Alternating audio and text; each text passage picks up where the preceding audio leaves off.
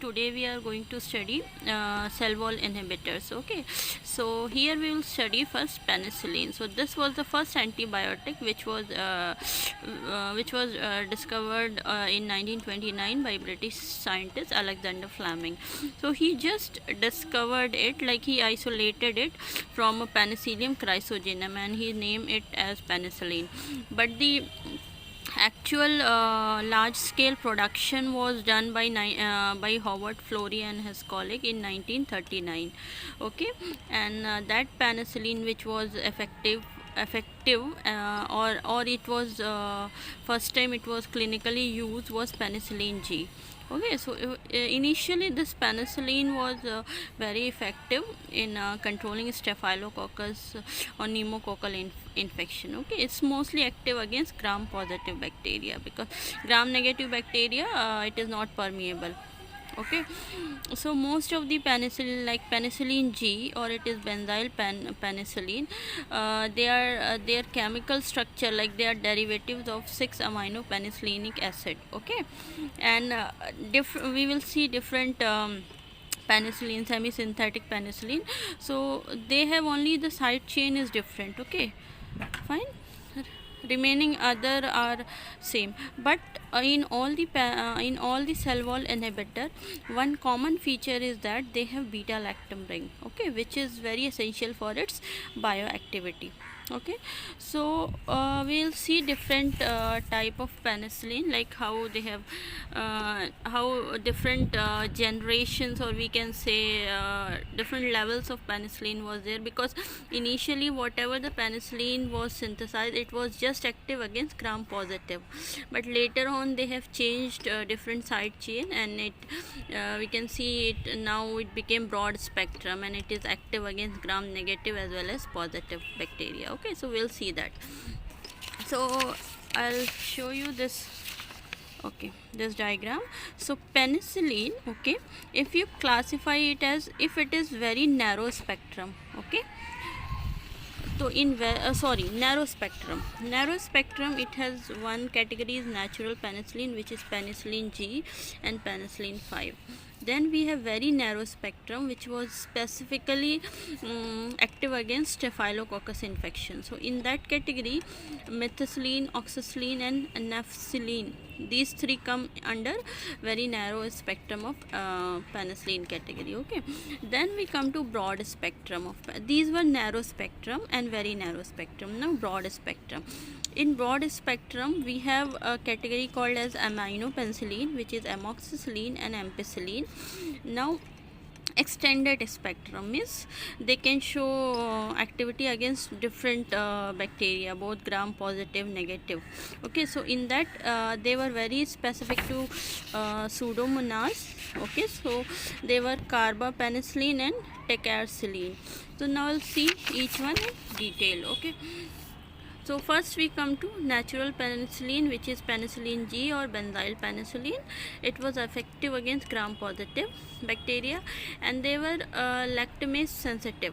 Okay, and acid labile means if you give acid, they'll be destroyed, so you cannot take it orally, because stomach acid can damage the structure. Okay, then come to semi-synthetic means this normal penicillin only, natural penicillin, some side chain were changed. Okay, so among that methicillin, which is also known by the name staphycillin. Okay, they were also acid labile. In some book they have written acid stable, but go with acid labile. Okay, before they were very active, but later on they became beta lactamase resistant. They were narrow spectrum, effective against gram positive bacteria. Okay, and then we'll come to the third category, which is oxacillin, which is known by a trade name Bactocil. Okay, acid stable, narrow spectrum. And if you study in antibiotic, they have classified antibiotic based on generation, first generation, second generation, like that. Means just they'll change little bit side chain. So oxacillin is a second generation antibiotic, that is no need to remember that, just extra point. They are also beta lactamase resistant. Coming to ampicillin, This is also broad spectrum, effective against gram negative bacteria. Okay, so till here they were mostly gram positive penicillin, but now this one ampicillin is effective against both gram negative as well as gram positive. They were acid stable, beta lactamase sensitive. Fine. Now we'll see fourth category, that is carbapenicillin, which is extended spectrum penicillin. It's a broad spectrum, effective against gram positive, gram negative, and especially against pseudomonas. So if they ask you among which like if they give you different penicillin name and they ask you which among the following is effective against pseudomonas, so you can write this carbencillin. Okay, they are at acid stable, but they are not absorbed by small intestine, so you cannot take orally, you have to take a different route of administration like intravenous and all. Okay, they were beta lactamase sensitive. Fine. The last category is tecarcillin, which is also similar to carbencillin, but it is more active against pseudomonas. So this was active against pseudomonas as well as proteus, but this is very specific to pseudomonas. So these all were about penicillin. Now coming to another class of cell wall inhibitor, which is not penicillin, but it is different, but they also inhibit the cell wall structure. Now this is cephalosporin. They are isolated from fungus Cephalosporium. Okay, they are, and they also have beta lactam structure similar to penicillin. They mechanism of action, we will see how they will affect the cell wall. Okay, all different antibiotic together we'll study. Okay, then coming to vancomycin, this is very important, you have to remember here. In vancomycin, it is glycopeptide. Okay, structure is a glycopeptide and it is produced by Streptomyces orientalis. Okay, so this also will see the mechanism of action, what it is like. In this vancomycin, the peptide portion bind to D-alanine terminal, we'll see later on. It is bactericidal for Staphylococcus, Clostridium, Bacillus, Streptococcus and Enterococcus. Okay, route of administration is oral and intravenous. The last category of cell wall inhibitor is teicoplanin. It is also a glycopeptide isolated from actinomycetes, that is actinoplanes and